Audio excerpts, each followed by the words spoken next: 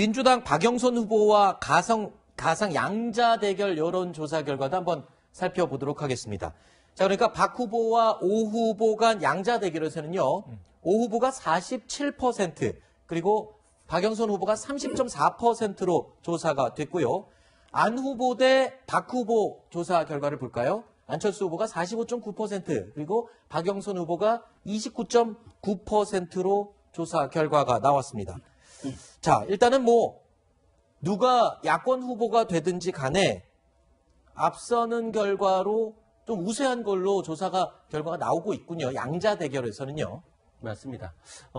그동안에도 꾸준히 단일화됐을 때는 야권 후보가 이긴다. 네. 굉장히 많이 이긴다. 이런 게 나왔는데 이게 벌어지는 추세인 거죠.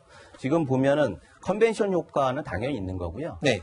컨벤션 효과가 있는 근거는 거론이 많이 되고 또 경쟁이 굉장히 긴장감 있을 때 그럴 네. 때 컨벤션 효과가 일어나는데 그런 경우에 있어서 지금 단일화의 여러 가지 긴장과 여러 가지 우여곡절이 굉장히 반영이 됐다 그렇게 생각하고 이런 힘이 결과적으로는 본선에까지 네. 갈 가능성이 꽤 있다라고 네. 생각해서 양자 대결은 그거를 비춰주는 바로메타 같은 그런 모습으로 보여주고 있습니다. 네. 일단은 오늘과 내일 여론조사 이틀 동안 실시한 결과가 모레 이제 발표되면 단일화가 끝나는 것으로 알려져 있습니다. 그런데 그렇습니다. 또 무산되거나 그러지는 않겠죠. 25일 전까지, 공식 선거운동 시작 전까지는 맞습니다. 마무리가 돼야 되겠죠. 그 이후에 만약에 또 무산된다면 네. 이제 마지막 29일까지가 마지막 단일화 기일이다. 그렇죠. 투표용지 인쇄하거든요. 네네네. 여기에 이제 후보 단일화가 되면 빠진 후보의 옆에는 사퇴 이렇게 인쇄가 돼야 되는 겁니다. 네.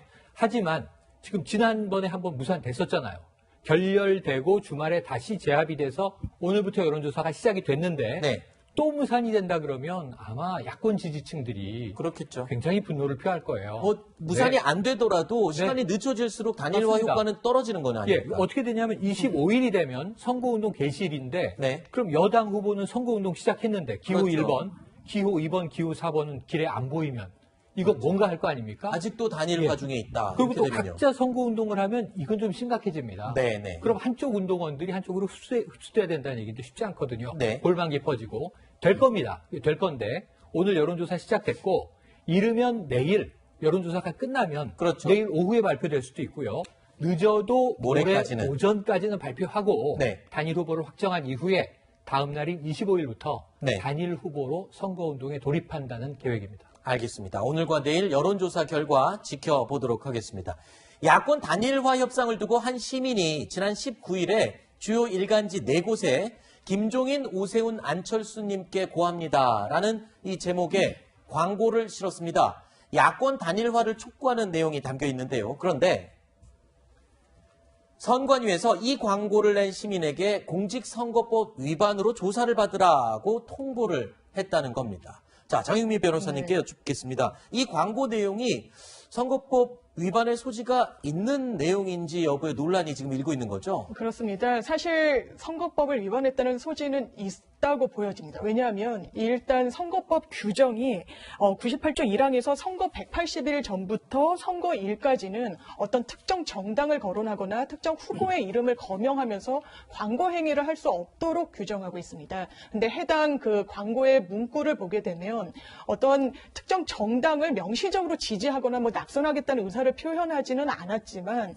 사실상 지금 이 정부에 대한 어떤 비판 여론을 거론하면서 이 단일화를 촉구했기 때문에 이 부분에 대해서는 선거법 위반 소지가 다분히 있다라고 판단됩니다. 네, 그렇지만 야권에서는 이거 공정성이 좀 떨어지는 이 처리가 아니냐 그렇게 지적을 하고 있는 거죠. 어떤 부분 때문에 그렇습니까? 사실은 잣대는 선관위는 특히 선거 앞두고는 잣대가 일관되어야 하는데 지금 선관위가 잣대가 일관적이지 않아요. 어떤 부분이 그렇죠?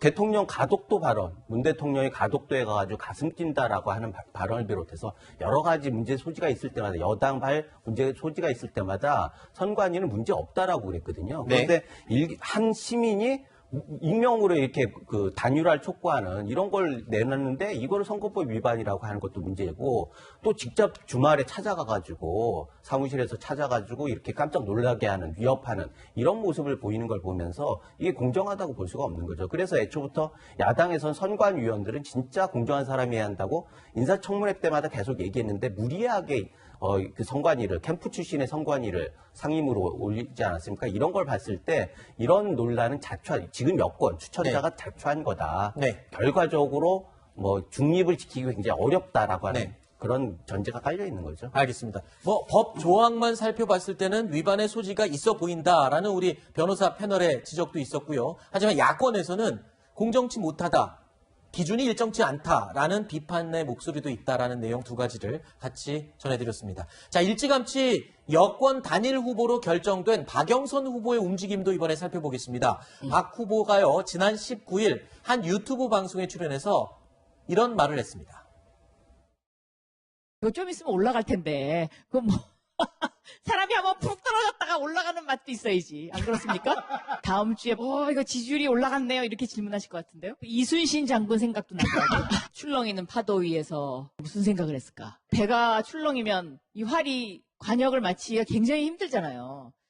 지금 우리 상황 자체가 출렁이는 파도 위에서 관역을 향해서 활을 쏴야 되는 어떤 그런 심정?